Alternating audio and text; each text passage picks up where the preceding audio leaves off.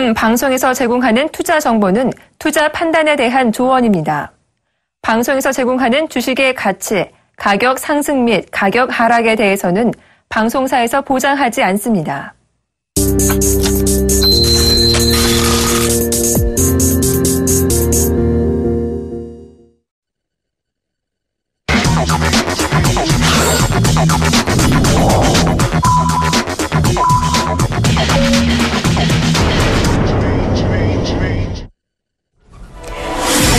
출발증시와이드 2부 박진영입니다.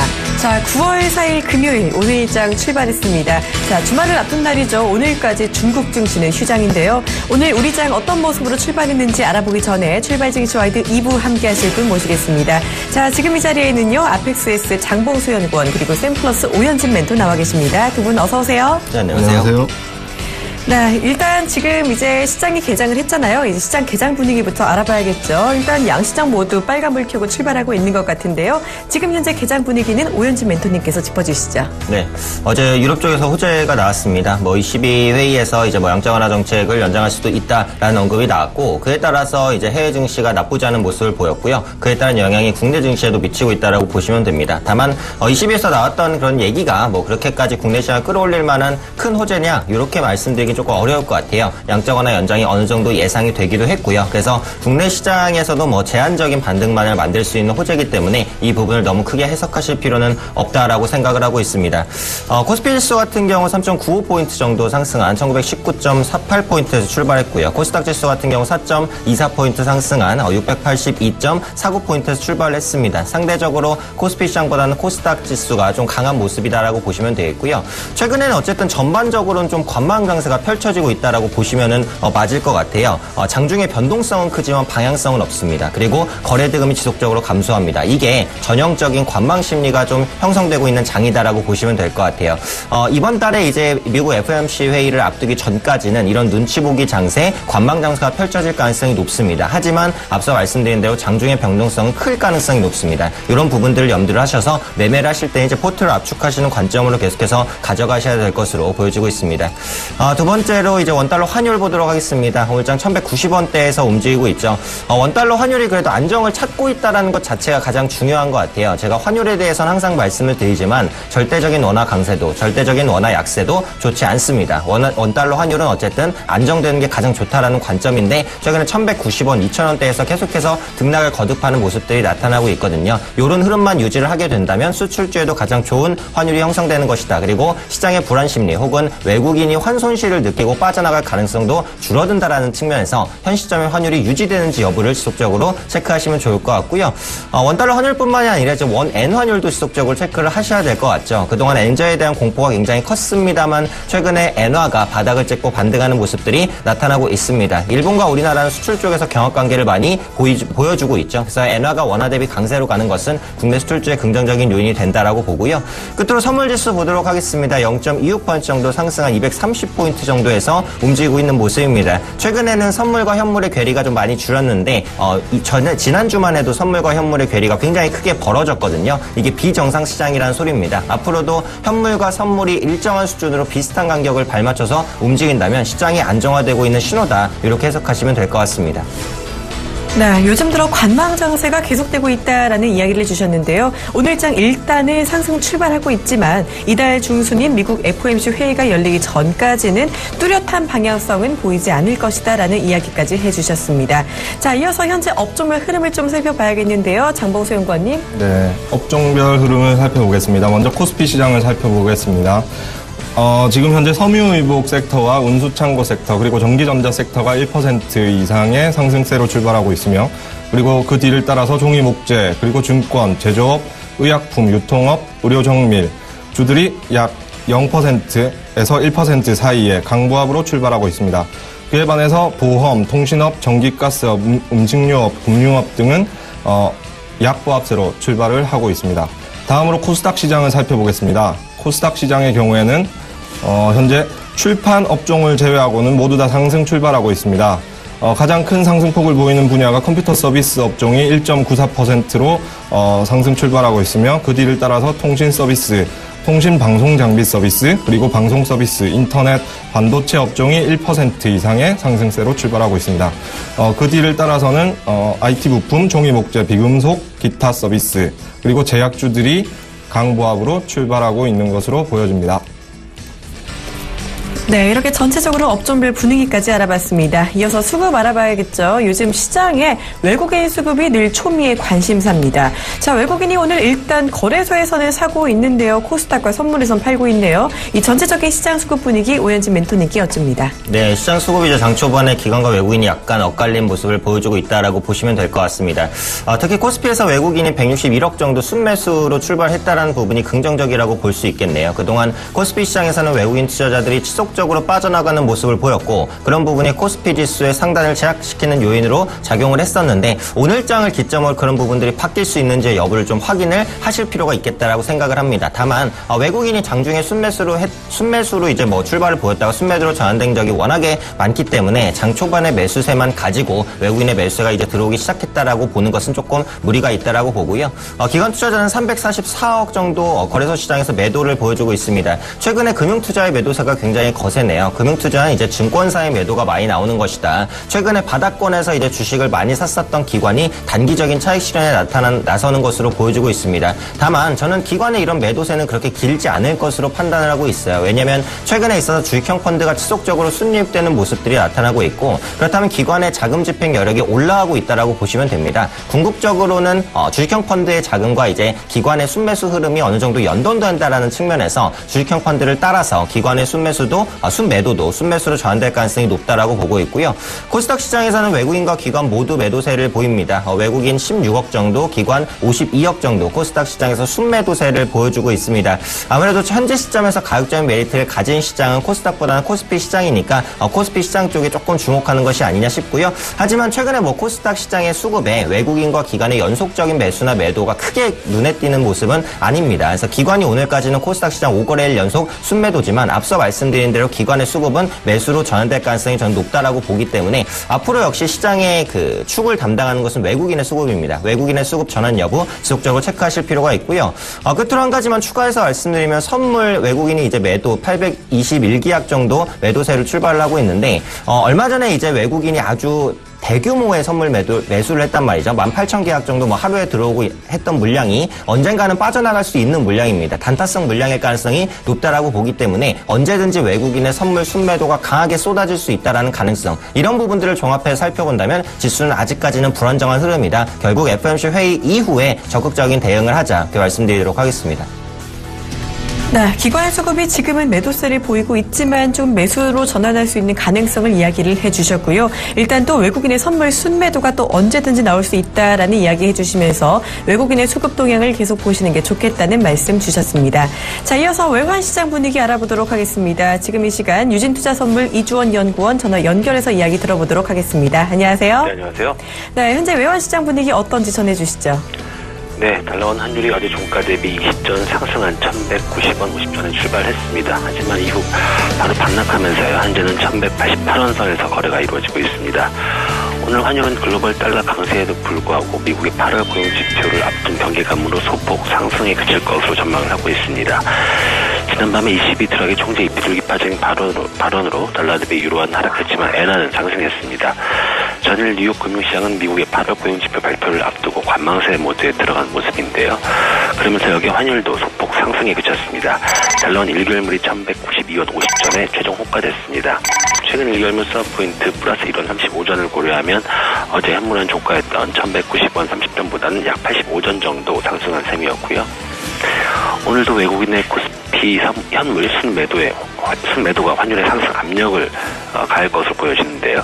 최근 들어 강도가 다소 약해지긴 했지만 어제도 외국인 1,200억 원 정도를 순매도하면서 환율 상승을 이끌었습니다. 따라서 오늘 환율은 여기 시장을 반영해 상승 출발했지만 미국의 8월 고용지표 경계감으로 인해서 상승폭은 제한된 그런 흐름을 보일 것으로 전망을 하고 있습니다. 미국의 고용지표 발표를 앞두고 포지션 조정 플레이로 인해서 하지만 반락할 가능성도 있으며 유의하셔야 할 것 같고요. 또한 1,190원대에서는 외환 당국의 매도 개입 가능성도 있는 만큼 이 역시도 유의하셔야 할 부분입니다. 오늘 환율의 예상 범위는 1,187원에서 1,195원입니다. 네, 오늘 일단 원달러 환율이 소폭 상승 출발을 하기는 했지만요. 상승폭에 대한 제한이 있을 거라는 가능성을 주셨습니다. 지금까지 유진투자선물 이주원 연구원과 함께 외환시장 동향 살펴봤습니다. 고맙습니다. 감사합니다.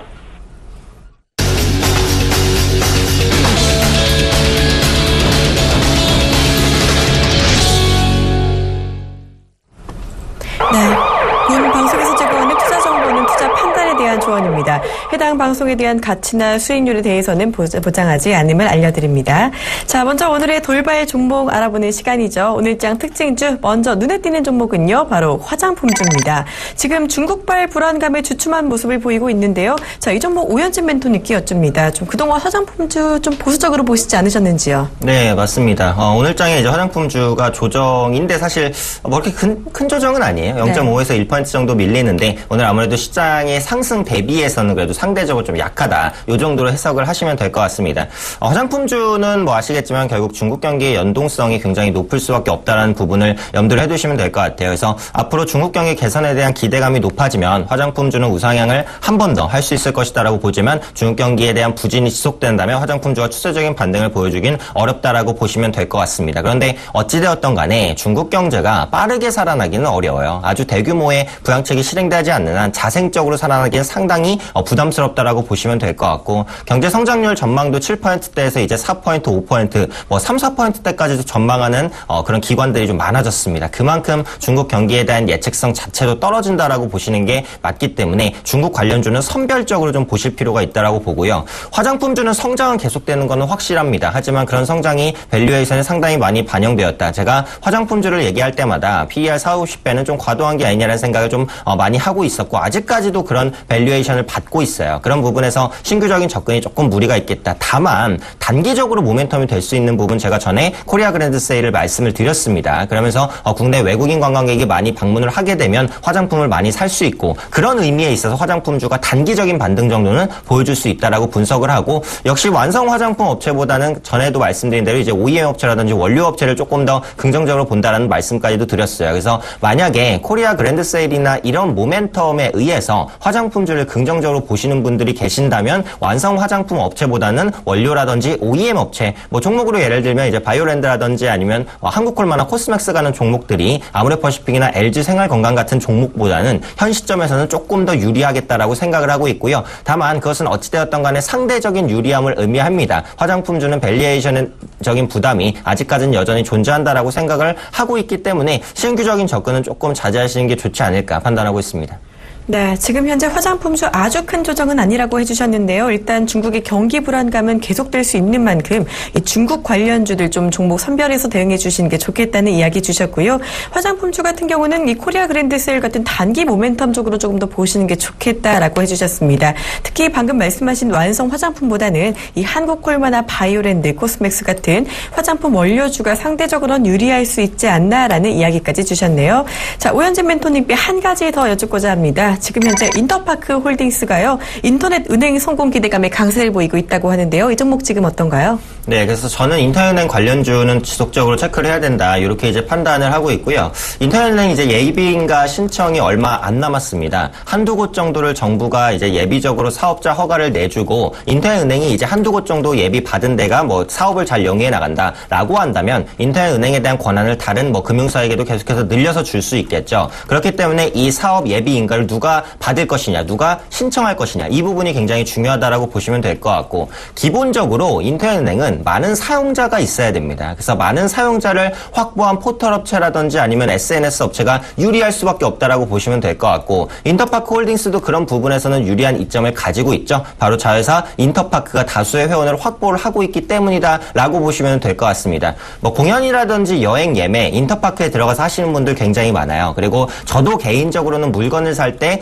G마켓이나 이제 옥션보다 인터파크를 좀 자주 이용하는 편이기는 하거든요. 그래서 인터파크는 다수의 사용자를 확보했다는 측면에 있어서 이런 사용자에 대한 캐파를 인터넷은행으로 연결시킬 수 있을 것이다라고 보시면 되겠고 활용을 하나만 예를 들면 이렇습니다. 인터파크에서 뭐 쇼핑을 하고 뭐 금액이 남았다라고 한다면 그 금액을 뭐 예금이라든지 아니면은 뭐 투자 상품으로 이제 돌리거나 이런 형식이 이제 인터파크 내에서 모두 이루어질 수 있다라는 거고요. 지금 인터파크 홀딩스 같은 경우 예비인가를 받을 가능성이 높다라는 관측에 있어서 올라가는 중이다. 중이다라고 보시면 되겠죠. 지금 정부가 말하고 있는 건 한두 곳의 예비 인가입니다. 그런데 지금 다음 카카오가 사실 가장 유력하다라고 보고 있어요. 두 번째가 인터파크 홀딩스입니다. 그래서 두 곳을 만약에 선정을 한다면 다음 카카오와 인터파크가 두 종목이 이제 선정될 것 같고 한 군데만 설정이 된다면 다음 카카오일 것 같아요. 그래서 이 부분은 좀 참고를 하시는 게 좋을 것 같다라고 말씀드리고 싶고요.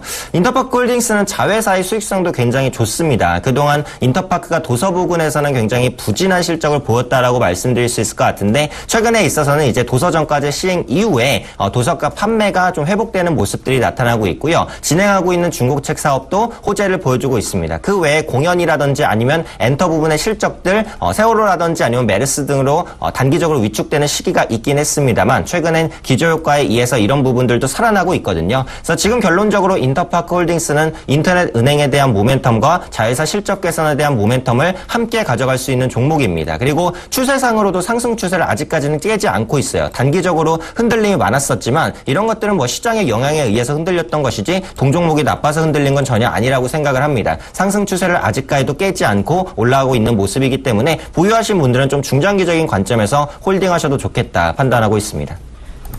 네, 인터파크 홀딩스 추세도 좋고 인터넷 은행에 더해서 실적 이슈도 있다고 하니까요. 조금 더 중장기적인 관점으로 보유 전략 주셨고요. 인터넷 은행 관련주는 사실 이 예비 인가 신청이 얼마 안 남았다고 방금 말씀을 해주셨어요. 이와 관련해서는 또 다음 카카오까지 관련주가 있다는 점까지 언급을 해주셨습니다. 자, 이어서 지금 또 눈에 띄는 종목이 있네요. 바로 동양인데요. 오늘 이 회생 절차가 종결되면 좋은 M&A 매물이 될 거다라는 이야기가 나오면서 강세를 보이고 있는 모습입니다. 자, 동양은 장봉수 연구원님께 여쭙니다. 예, 유진그룹이 동양 지분을 5% 넘게 인수한다는 소식에 지금 현재 동양이 1% 이상의 상승세를 보이고 있습니다. 그리고 이렇게 지금 법정 관리 중인 동양의 경영권을 유진이 인수하게 된다면 일단 유진 측이 레미콘 업계 1위로 올라설 수 있다는 어떤 기대감이 있고요. 그리고 지금 그런 측면에서 상승을 하고 있는 모습을 보이고 있습니다. 그래서 차트를 보시게 되면 그런데 최근에 비금속 광물, 특히 시멘트주들이 관심을 받으면서 강한 상승세를 보인 결과를 보이고 있습니다. 그래서 이 종목을 기존에 보유를 하셨다면 지금쯤 한번 덜어주는 게 좋지 않을까 생각을 하고요. 지금 현재 구간에서 신규로 매수하는 것은 저는 반대라고 생각합니다. 그래서 일단은 지금 현재 정부 정책 자체가 리모델링도 활성화하려고 하고 있기 때문에 이런 동양과 유진과 같은 시멘트 업체들은 앞으로 좀 더 관심 있게 지켜보시는 게 좋지 않을까 생각을 합니다. 네, 동양이 지금 이슈 부각의 강세를 보이고 있지만 지금 들어가는 건 좀 무리다라고 그렇죠. 보시는 것이죠. 네, 알겠습니다. 이어서 다음 종목 알아보도록 하겠습니다. 자, 지금 현재 주연테크가요, 우리로에게 인수됐다는 소식에 지금 급등세를 보이고 있는 모습인데요. 자, 이 이야기 역시 장봉수 연구원님께 여쭙니다. 네, 주연테크는 컴퓨터 업체이죠. 과거 약 한 5년, 6년 전에는 주연 컴퓨터가 되게 유명했습니다. 그러니까 가격은 좀 적당히 저렴하면서 성능은 일반 대기업 컴퓨터와 비슷한 업체였죠. 하지만 컴퓨터가 계속 단가 경쟁에 들어가면서 그 사이에 주가가 큰 하락을 보이다가 최근에 들어서 급상승을 보이고 있습니다. 그래서 이러한 주연테크가 부품업체인 우리로에게 인수됐다는 소식이 들리면서 오늘 22%의 강한 급등세를 보이고 있습니다. 그래서 이 우리로 측면에서는 사업을 다각화한다는 측면에서 주연테크를 인수했는데요. 일단은 단순히 컴퓨터 업종을 인수해서 뭐 어떤 시너지 효과를 얻는다고 생각하지도 않고 우리로가 앞으로 주연테크를 인수함으로써 사업 다각화를 어떤 방향으로 갈지 좀 지켜볼 필요가 있다고 생각합니다. 그리고 일단 차트를 보시면 주연테크 같은 경우에도 현재 인수 소식에 급등하고 있는데요. 현재 주연테크 같은 경우에도 기존에 보유하고 있던 분들은 이런 호재 뉴스가 터졌을 때 일부 물량을 덜어주거나 전량 이익 실현하는 방향으로 접근하시고요. 그리고 신규 매수는 마찬가지로 동양과 마찬가지로 반대의 입장을 그렇게 추천드립니다. 네, 장봉수 연구원님 주연 테크 역시 신규 매수는 조금 자제하는 게 좋겠다라는 이야기를 해주셨습니다. 자, 지금 눈에 띄는 종목이 또 하나 있습니다. 지금 바로 쿠첸이요. 재상장 첫날인 오늘 급등세를 보인다고 하네요. 이 쿠첸은 리홈 쿠첸이 지주회사 체제 전환을 위해 이 부방과 쿠첸으로 나뉘면서 분할 상장이 됐는데요.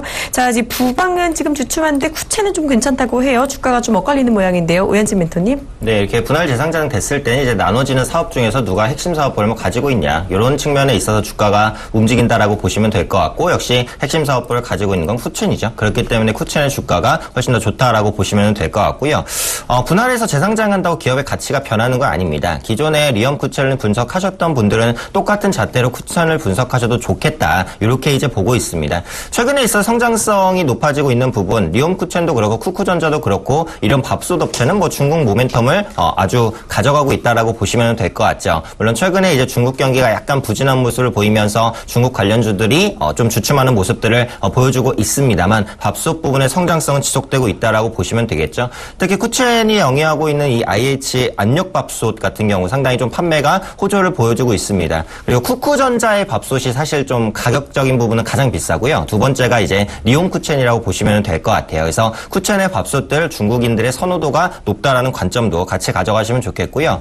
최근에는 신사업 부분의 성과도 나타나고 있습니다. 특히 전기레인지 부분이죠. 요즘에는 원룸이라든지 아니면 뭐 주택에 가셔도 가스레인지 보기가 좀 어렵습니다. 흔히 인덱스라고 불리는 이런 전기레인지가 거의 다 이제 부착식으로 장착되어 있는 경우가 많고요. 이 부분에 있어서 쿠첸이 아주 적극적인 사업을 진행을 하고 있고 실제로 양호한 성과를 보여주고 있어요. 그런 만큼 이 부분의 성장성, 밥솥 플러스 이제 레인지의 성장성도 같이 가져간다라고 보시면 되겠고, 앞으로는 B2B 시장도 계속해서 늘려나갈 가능성이 높습니다. 이런 부분에 있어서 B2C 시장 외의 시장이 열린다는 것도 외형 성장을 기대할 수 있는 부분이다라고 보시면 되겠죠. 다만 지금 이제 신규적으로 보유하실 분들은 조금 기다리시는 게 나을 것 같아요. 제가 볼 때는 현재 시장에서도 이제 10%대 급등을 보여주고 있기 때문에 시간이 지나면 예를 들어서 한 뭐 일주일이나 한 달 정도 이후에는 주가가 현재 수준보다는 내려와 있을 것 같습니다. 그래서 그때 이제 신규로 접근하시라고 말씀을 드리고 싶고, 지금 가지고 계신 분들이라면은 이탈가는 오늘의 저가 부분이 되겠네요. 34,200원, 34,200원 정도를 최종 이탈가로 잡고 홀딩을 하시면은 될 것 같습니다. 의미 있는 가격대라고 보여지기 때문에 말씀드린 이탈가 잡으시고 좀 손절매 관점, 그러니까 보유 관점으로 말씀을 드리고요. 신규로 접근하실 분들은 조정을 조금 기다린 이후에 접근을 하자, 이렇게 말씀드리도록 하겠습니다. 네, 쿠첸 같은 경우는 밥솥이 워낙에 성장성이 높은 품목이라는 점이 일단 메리트가 있고요. 이 종목 신규 매수는 조금 조정이 나올 때까지 기다려 보시고요. 보유하신 분들의 34,200원쯤을 최종 이탈가라고 좀 기억해 두시면 좋을 것 같습니다. 자, 오현진 멘토님께 한 가지 종목 더 여쭙니다. 지금 현재 CJ 대한통운이요, 중국의 냉동 물류 회사를 인수한다는 소식에 급등하고 있는 모습인 것 같은데요. 어떤 이야기인가요? 네, CJ 대한통운 제가 개인적으로는 좀 좋아하는 종목인데요. 모멘텀이 상당히 많습니다. 그중에 하나의 모멘텀이 오늘 불거지면서 5%대 강세를 보여주고 있다라고 보시면 될 것 같습니다. CJ 대한통운은 뭐 명실상부한 국내 택배 1위 업체입니다. 뭐 범접할 수 있는 수준이 아니에요. 압도적인 1위를 차지하고 있고 시장 점유율을 계속해서 늘려나가고 있습니다. 그렇기 때문에 택배 시장이 커지면 커질수록 동사의 모멘텀도 커진다라고 보시면 되겠죠. 한국인들이 1년에 보내는 택배가 15억 박스 이상입니다. 어마어마한 수준이죠. 한 명당 뭐 거의 1년에 30박스 정도는 기본적으로 받는다라고 생각을 해주시면 될 것 같아요. 그리고 지금도 10% 가까운 5에서 10%의 고성장이 이어지고 있습니다. 앞으로 택배 시장의 전망은 밝다라고 보시면 되겠고요. 특히 최근에는 온라인이나 모바일 주문이 아주 크게 늘었죠. 메르스 사태 이후에 온라인 주문이 더더욱 늘었습니다. 그리고 그 늘어난 온라인 주문이 꺾이지 않고 있어요. 온라인이든 모바일이든 주문을 하면 어쨌든 택배로 상품을 받습니다. 그만큼 택배 시장이 고성장할 수 있는 여건들을 계속해서 가져가고 있는 것이다라고 보시면 될 것 같고요.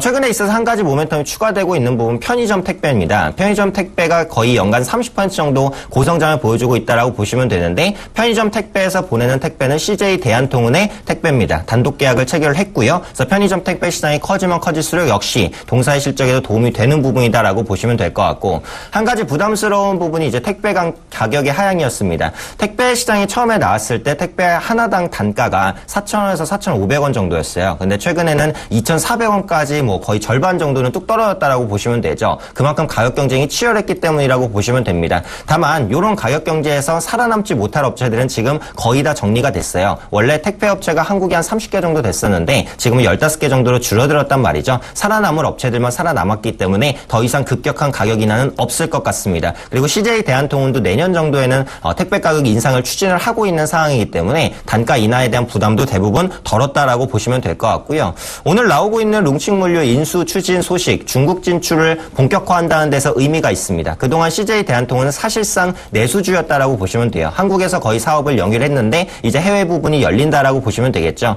이번 룽칭물류 인수로 인해서 중국 부분의 실적이 2배 정도는 퀀텀 점프할 수 있을 것으로 봅니다. 성공한다면 추가적인 주가 반등 모멘텀으로 나타날 수 있을 것이다. 요즘에 이제 택배업체의 가장 큰 관건은 역직구 시장입니다. 알리바바와 손잡고 해외 역직구 시장에 진출을 했죠. 안 그래도 요즘 한국에서 대륙의 실수라고 해갖고 중국 제품들 많이 사죠. 특히 샤오미의 보조 배터리 아주 대표적으로 많이 구매하는 상품인데 이렇게 중국 상품에 대한 구매들이 계속해서 많아질수록 동사에도 이제 모멘텀이 됩니다. 국내에 한정돼 있었던 시장이 해외로 넓어진다는 측면에서 긍정적이다. 보유하신 분들 오늘장에서는 이제 갭상승했기 때문에 조금 더 조정이 있을 것 같기는 해요. 그래서 단기적으로 본다면 일단 매도라는 게 맞긴 하지만 중장기적인 관점으로는 충분히 홀딩 가능한 종목이고 신규로도 조정 가능 시 모아갈 만한 종목이다. 전고점 한 22만 원까지는 충분히 노릴 수 있는 종목이다. 말씀드리도록 하겠습니다.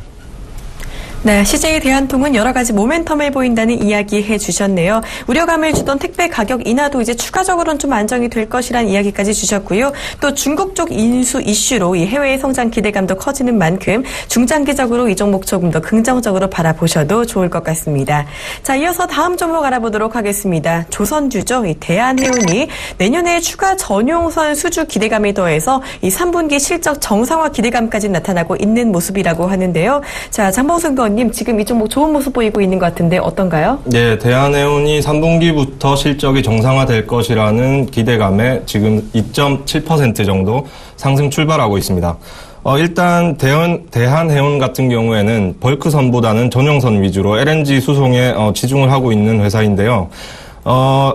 지금 일단 3분기 실적이 정상으로 돌아설 것이라는 각각 리포트가 있는데 제가 봤을 때는 어느 정도 제한적이지 않나 생각이 듭니다. 왜냐하면 전 세계적으로 지금 경기가 위축돼 있고 화랑으로 접어들려면 어느 정도 다소의 시간이 필요하기 때문에 LNG와 같은 어떤 그런 석유 제품 같은 경우에는 꾸준한 수요 증가가 어느 정도는 제한적이지 않나 생각합니다. 그리고 지금 현재 기업 분석을 통해서 실적 예상치를 보면요. 일단 2012년도에는 적자였습니다. 하지만 2013년도, 2014년도, 2015년도에는 흑자 기조를 꾸준히 유지하고 있는 것으로 보여지지만 당기 순이익은 꾸준히 줄어들고 있고 어느 정도 해운업체에서 해운업계가 어떤 정체기가 아닌가 생각이 듭니다. 하지만 긍정적인 면을 찾아보자면요. 국제유가가 지금 하락 추세를 계속 유지하고 있기 때문에 어떤 그런 마진 측면에서, 운임 마진 측면에서, 어느 정도 플러스 효과가 있을 것 같고, 그리고, 한중 FTA 수요에 따라서 어떤 해상 물동량이 늘어남에 따라서, 수혜를 어느 정도 받을 것으로 생각은 듭니다. 하지만 장기적으로 봤을 때 이러한 종목을 장기적으로 끌고 가기에는 다소 무리가 아닌가 생각을 들고요. 차트를 봤을 때 현재 2014년도부터 계속 꾸준한 박스권 장세를 유지하고 있습니다. 현재도 보면 박스권을 유지하고 있는데요. 그래서 차트를 보면 현재 약 2만 원에서 2만 5천 원 사이의 박스권 장세에서 움직이고 있습니다. 현재는 22,300원인데요. 이 종목에 대해서 관심이 있으신 분은 지금 매수를 하셔도 그리 나쁘지는 않아 보이고 박스권 상단에서 다시 매도하는 전략을 취하셨으면 좋겠습니다. 다만 이 종목 같은 경우에는 장기적인 성장 모멘텀 자체가 미래 성장 산업보다는 부족하기 때문에 단기적인 트레이딩 관점에서 접근하는 것이 유효하다고 생각됩니다. 네, 대한해운이 지금 현재 기대감은 나오고 있지만요. 수요 증가 같은 경우가 조금 제한적일 것이다라는 이야기를 해주셨어요. 지금 매수하고 박스권 상단에서 매도하는 조금 단기 트레이딩 전략은 괜찮지만요. 이 중장기적으로 봤을 땐 조금은 좀 제한적이지 않을까라는 이야기 주셨습니다. 자, 이번에 장봉수 연구원님께 종목 하나 더 여쭙고자 합니다. 이번에는 조금 주춤하고 있는 종목인데요. 삼성정밀화학이 닷새째 약세를 보이고 있다고 합니다. 이 삼성그룹의 화학사업부 개편 이후에 이 성장 전략에 대한 우려감이 조금 반영된 것 같은데요. 어떻게 보시는지요? 네, 삼성정밀화학이 현재 약 1%대 하락세를 보이고 있습니다. 이것은 이렇게 봐야 된다고 봅니다. 일단 화학 섹터 전체에 대해서 우려감이라기보다는 삼성의 측면에서 집중을 해야 된다고 봅니다. 지금 현재 삼성이 지배구조 개편을 하고 있죠. 그리고 미래 새로운 먹거리를 찾아 나서고 있는 상황입니다. 그래서 삼성 같은 경우는 사물 인터넷이나 그리고 바이오 그리고 그러한 분야에 대해서 지금 집중을 하고 있고 약간 수익성이 떨어진다고 판단되는 부분에서는 과감히 투자를 줄이고 있는 상황이죠. 그래서 삼성그룹이 화학사업부를 개편하면서 지금 이러한 우려가 반영되고 있는 것으로 보입니다. 그리고 주가도 그를 반영하듯이 2012년도 말부터 꾸준한 하락세를 보이다가 올해 초에 살짝 반등을 보여주고 지금 다시 조정을 받고 있는 상태입니다. 그래서 결국 이러한 추세는 화학 전체 섹터를 나쁘게 보기보다는 삼성의 측면에서는 앞으로 이러한 삼성정밀화학은 미래의 먹거리라기보다는 차츰차츰 정리해 나가야 될 어떤 그런 대상으로 보고 있다는 것이죠. 그래서 이러한 삼성정밀화학의 경우에도 단기 트레이딩으로 접근하시는 면 몰라도 일단은 장기적 추세로 성장성을 보고 끌고 가시겠다는 생각은 하지 않기를 당부드립니다. 그리고 기존에 사신 분들이 어느 정도 계속 물려 있으신 분들이 있을 것으로 예상이 되는데요. 기존에 사신 분들은 약 지금 현재에서 4만 원대 이상의 반등이 오게 되면 어느 정도 물량을 더시거나 지금 현재 추가 매수는 권해드리지 않고요. 4만 원 부근이 되면 물량을 어느 정도 더시는 그러한 전략을 추천드립니다. 네, 이 삼성정밀화학 이 종목 추가 매수는 조금 자제하시고요. 보유하신 분들은 4만 원 이상 반등 오게 될 때 좀 이익 실현을 하시는 게 좋을 것 같다라는 말씀을 해주셨습니다. 자, 이어서 다음 종목 볼까요? 영화 배급 업체죠. 지금 현재 쇼박스가 영화 베테랑과 암살의 흥행 지속에 더해서 곧 16일에 개봉하게 되는 영화 사도에 대한 기대감에 상승하고 있다고 합니다. 자, 사실 그동안 베테랑과 암살의 이 흥행이 참 대단했잖아요. 여기에 이 송강호와 유아인이 함께 찍는 사도 까지가 좀 기대감이 크다고 하는데 쇼박스 어떻게 보시는지요? 네, 이렇게 영화 관련주는 항상 이제 배급하는 영화가 얼마나 흥행하는지에 따라서 주가가 움직이기 때문에 궁극적으로는 영화를 잘 아시는 분들은 좀 매매를 하셔도 될 것 같아요. 예를 들어서 사도 역시도 뭐 한 800만에서 1000만 정도의 관객을 기록한다라는 이슈가 나오면 쇼박스는 한 번 더 레벨업을 할 수 있을 것 같습니다. 근데 그런 부분은 또 아무도 알 수 없는 부분이니까 흥행성을 잘 체크하시는 분들은 뭐 접근이 가능하지 않을까라는 생각을 하고 있고요. 일단 기본적으로 베테랑과 암살이 상당한 흥행을 거뒀죠. 암살이야 말할 것도 없고 저도 베테랑은 이제 봤습니다. 하도 이렇게 추천을 많이 하길래 저도 봤었는데 뭐 재밌긴 하더라고요. 근데 저는 뭐 개인적으로는 기대치가 너무 높아서 그런가 뭐 그렇게까지 재밌지는 않았었는데 누적 인구가 이제 누적 그 관광객 수가 1127만 명, 1100만 명을 넘었습니다. 요즘에는 1000만 영화가 생각보다 좀 자주 출몰하는 것 같아요. 그런 부분에서 모멘텀을 받고 있다라고 보시면 될 것 같고 이 사도라는 영화가 최근에 네이버 창에 자꾸 검색어 상위로 올라오더라고요. 그만큼 시장에 관심이 조금 높기도 하고 이 사도 제작자 측면에서도 많이 밀어주려는 측면들이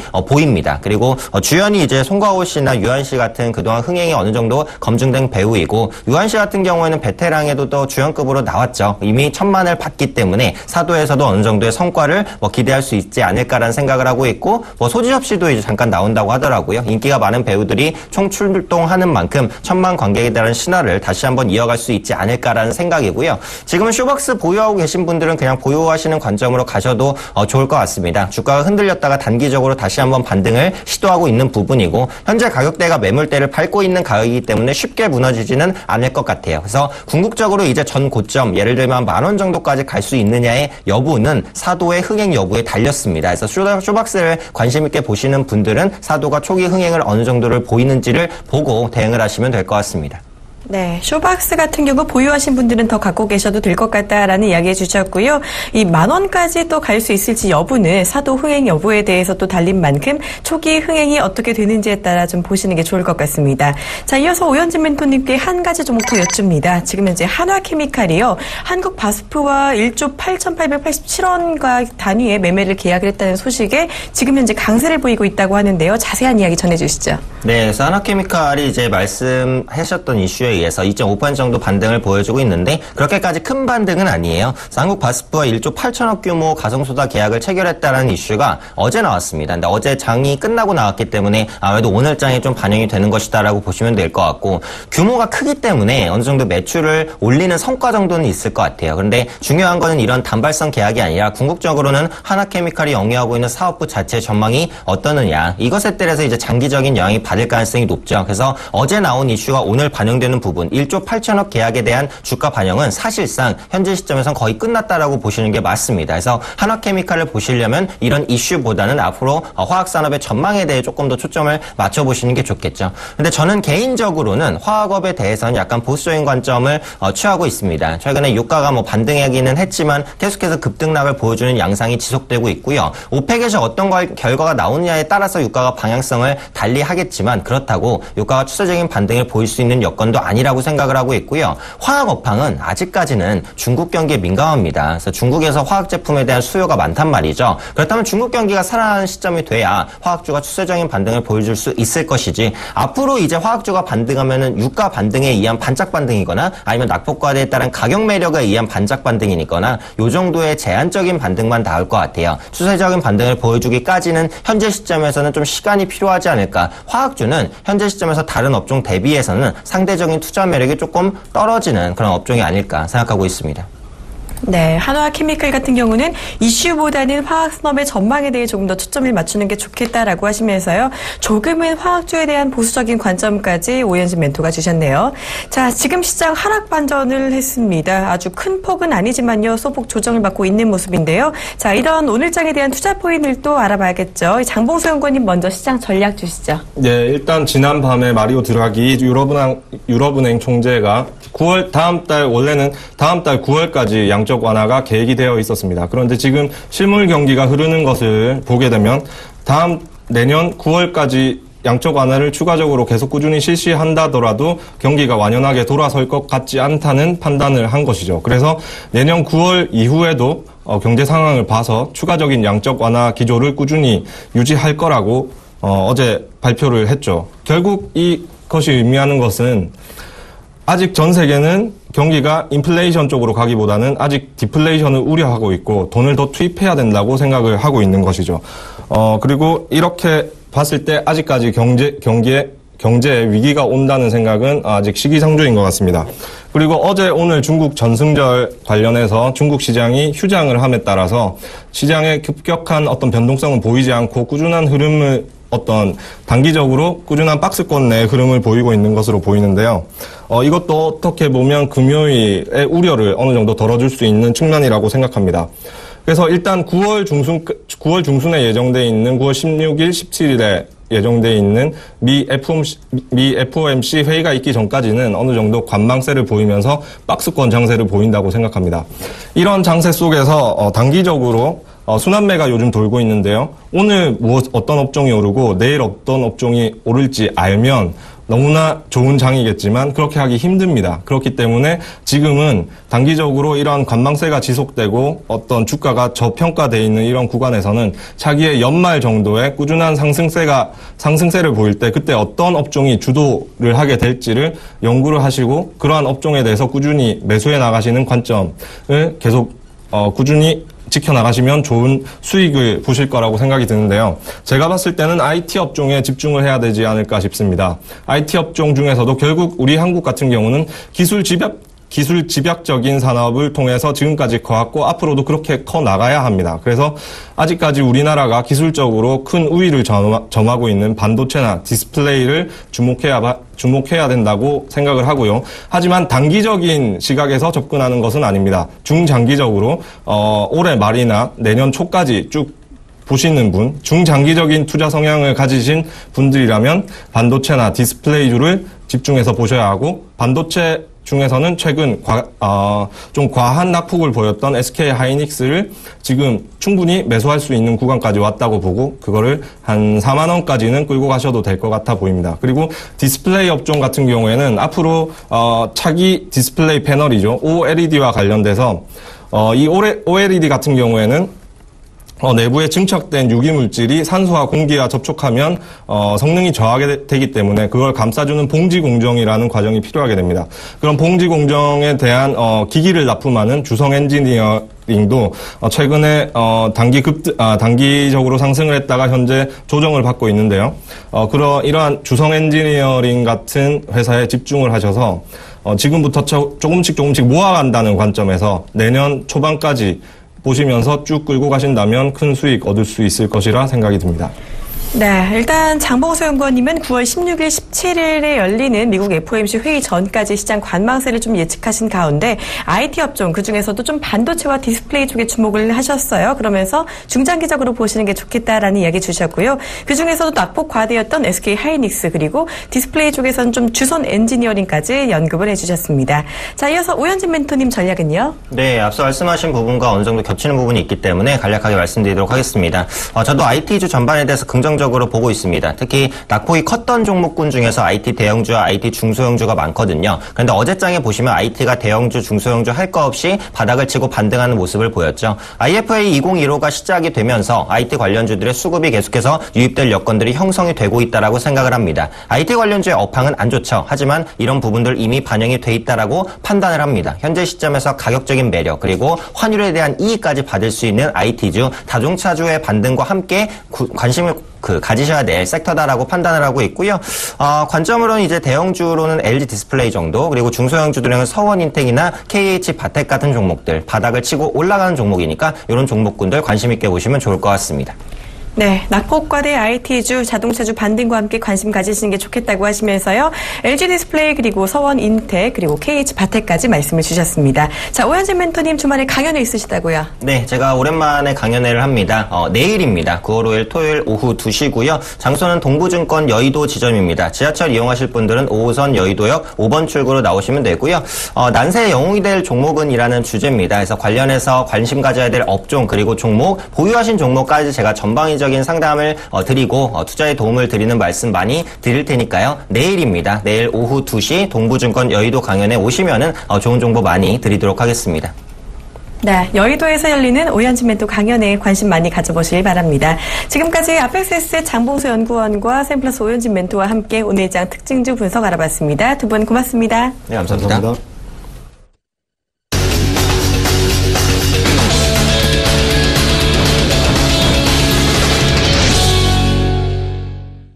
네, 지금 현재 우리 양시장 모두 파란불을 켜고 있는 모습입니다. 현재 코스피는요, 0.23% 하락하고 있고요. 코스닥은 0.22% 빠지고 있네요. 큰 폭의 조정은 아니지만요, 계속해서 지켜보실 필요가 있겠습니다. 자, 조금 더 자세한 시장 이야기는요, 증권사로부터 들어보죠. 먼저 화면 함께 보시죠. 네, 먼저 HMC 투자증권 최희승 차장의 의견입니다. 현금 30% 이상, FOMC 전까지 보수적 접근 전략 주셨네요. 메리츠종금증권 정영훈 과장은요, 중국 증시 휴장 속 숨고르기 장세 지속이라고 말씀해 주셨습니다. 동부증권 김현겸 주식팀장의 의견입니다. 지수보다 섹터별 순환매 집중이라고 해주셨고요. 유진투자증권 안상현 대리는요, 고용지표 발표에 눈치 보기 장세 예상이라는 의견 주셨습니다. 네, 오늘은요, 이 고용지표 발표에 눈치 보기 장세가 예상된다라고 하신 분이죠. 유진투자증권 석관동 지점 안상현 대리와 함께 연결해서 들어보도록 하겠습니다. 안녕하세요. 네, 안녕하십니까. 네, 지금 눈치 보기 장세를 예상한다라고 하셨는데 지금 진짜 시장이 조금 지지부진하고 있는 것 같기는 합니다. 어떤 이야기 들려주실 건지요? 예, 우선은 어저께 미국 시장에서도 마찬가지였지만 어저께 미국 시장도 눈치 보기 장세였던 것 같고요. 고용지표 발표가 오늘 저녁에 있을 예정이기 때문에 앞으로 어떻게 움직임이 있을지 그런 것들을 조금 쉬어가는 타이밍으로 좀 보고 오늘은 좀 강하게 들어올 것 같지는 않다라고 생각은 좀 들고요. 다만 다행인 거는 외국인들의 큰 매도세는 없어 보입니다. 지금 60억 정도 매도하고 있는데 지금 지수를 하락시키고 있는 요인은 기관에서 지금 700억 가까이 매도를 하고 있는 상황입니다. 그래서 9시 40분인데 40분 만에 700억 정도 팔았으면은 물량은 조금 커 보인다라고 생각이 좀 들고 있고요. 여러 가지 이슈가 있겠지만 아무래도 금리 인상 이슈가 제일 커 보이고요. 그리고 국내 기업들 3분기 영업이익 추정치가 약간 둔화되는 모습들이 있는데 이런 것들은 지금 주가에 좀 반영이 되어 있고 인상 이슈에 따라서 외국인들의 포지션이 어떻게 변하는지 그런 것들이 조금 더 중요해 보인다고 좀 생각이 들고요. 지금 변동성을 이용한 단기 매매로 좀 대응해야 할 필요가 있을 것 같아서 지금 최근에 좀 올라왔던 중소형주들은 조금 매도 대응을 좀 하시고 조금 기간 조정을 보일 때 그럴 때 매수를 다시 하시는 편이 좀 좋지 않을까 이렇게 생각이 들고요. 그래서 지금 같은 경우에는 모멘텀 플레이라든지 수급 종목으로 좀 대응하시는 것이 좋을 것 같고 모멘텀이라고 하면은 최근에 IoT라든지 인터넷 전문은행들이 좀 주가 수준이나 탄력이 괜찮은 것 같습니다. 그래서 그런 것들이 올라올 때에는 조금 분할 매도 관점에서 좀 대응하시는 게 좋을 것 같다고 생각이 좀 들고, 그 중에서도 수급이 좀 양호한 종목들이 지금 하방 경직이 좀 있어 보입니다. 아무래도 외국인이나 기관들이 매도를 할 때 지금 수급이 꽤 괜찮은 종목들이 하락폭이 좀 적어 보이는데요. 그런 종목들로는 세움 메디칼, 오로라, 이글벳, 한전 KPS, 현대 EP 같은 종목들이 이런 지금 장세에서 좀 선방하고 상승하는 탄력이 나빠 보이지 않는다라고 생각이 좀 들고요. 관심 섹터로는 아직도 저는 자동차, 그리고 인터넷, 은행 관련주, 증권주, 반도체, 화학 이렇게 보고 있습니다. 네, 이렇게 변동성을 이용해서 이번 시장은 좀 단기 매매로 대응을 하시면서요. 최근에 오른 중소형주는 조금 대응을 하시고 매도를 하시고 조정 시 다시 매수하시는 전략을 말씀해 주셨어요. 그리고 또 특히 모멘텀과 수급이 좋은 종목들 눈여겨보시는 게 좋겠다는 이야기까지 주셨고요. 자동차와 인터넷 은행 관련주 그리고 증권주와 반도체주까지 이야기를 또 해주셨습니다. 지금까지 유진투자증권 석관동 지점 안상현 대리와 함께 오늘장 핵심 전략까지 알아봤습니다. 고맙습니다. 감사합니다.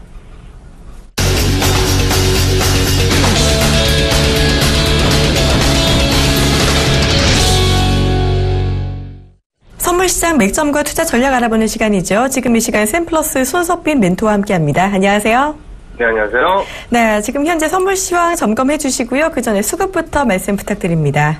네, 수급부터 말씀드리도록 하겠습니다. 지금 개인 현물 754억 순 매수 중이고 외국인 59억 순 매도 중입니다. 기관 732억 순 매도 중이고 선물 수급 살펴보면 개인 38계약 순 매수, 외국인 573계약 순 매도, 기관 788계약 순 매수 중입니다.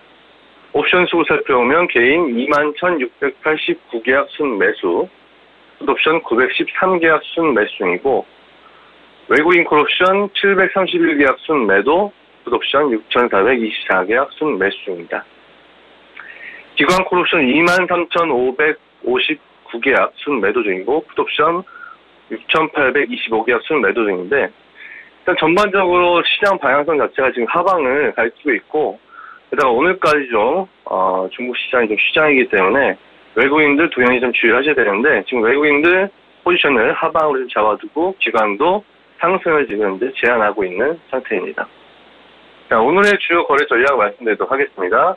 상승 1차 장선이 232, 상승 2차 장선이 235, 하단 1차 지지선이 227, 하단 2차 지지선이 225 양선돼 있고, 어제 국내 시장은 좀 견조한 흐름의 모습을 보여주면서 좀 장세가 진행되었는데, 오늘까지 중국 시장 휴장이 진행이 되기 때문에 장중 외국인의 움직임을 좀 주의하게 지켜보시면 되겠습니다. 오늘 시장은 좀 거의 갭이 없는 모습으로 좀 시작을 했는데, 전일 가격 내에서 좀 견조한 흐름으로 좀 진행을 하다가 전일 가격 흐름을 하방으로 먼저 좀 돌파를 해둔 상태이고, 하방으로 먼저 좀 돌파가 되어 있는 상태이기 때문에 시세가 하방으로 좀 강하게 진행될 수 있는 시장 환경이 좀 마련이 되어 있습니다. 일단 상승 쪽은 상승 1차 전선이 232 돌파가 너무나 지금 어려운 상태이고, 하방 쪽 돌파가 일단 1차 지금 지지선이 227이 오전에 좀 돌파가 되면은 오후까지 하단 2차 지지선이 225까지 좀 진행이 될 수 있다고 보시고, 하방 쪽에 좀 여유텀을 주셔서 매도 거래를 좀 위주로 하시면은 수익 내시기 준비하시겠습니다. 일단 지금 오전에 전일 저가를 깨주면서 좀 급하게 좀 내려왔기 때문에 반발 움직이 좀 세게 진행이 될 수 있으니까 올라올 때 좀 매도를 좀 잡으시면 되겠는데, 전일 저점 부근이 228.85 위에서부터는 다 매도를 잡으셔도 되는 수준입니다. 그럼 지금 또 말씀드리는 시점에서 229 약간 위에 지금 올라와 있는데, 지금 현재 매도를 좀 잡으시면 될 좋은 가격에 지금 형성이 되어 있다고 보고 있고, 오후 마감 보고에는 좀 다음 주에 국내 장세가 좀 큰 변동성이 예상이 되기 때문에 포지션을 2시 이후부터는 좀 일찍 정리를 하시고 관망하시는 게 개인 투자자분들한테는 좀 더 유리하니까 장 후반부에는 좀 일찍 포지션 좀 정리하시면 되겠습니다.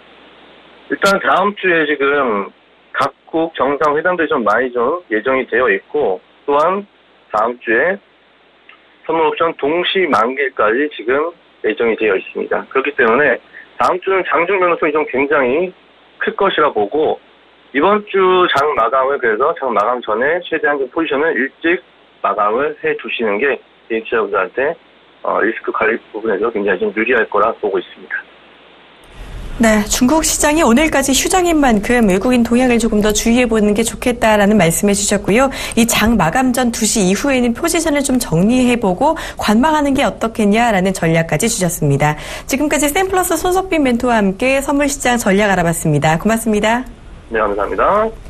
네, 잠시 후 11시에 방송되는 증시 탑5에서는요, 이 샘플러스 황민영 멘토와 함께 시장 불안감이 더 커지는 가운데 이 시장을 견뎌낼 수 있는 3분기 실적주에 대해 알아볼 예정입니다. 많은 관심 바랍니다. 자, 출발 증시 와이드는 여기서 마무리하도록 하겠습니다. 시청해주신 여러분 고맙습니다.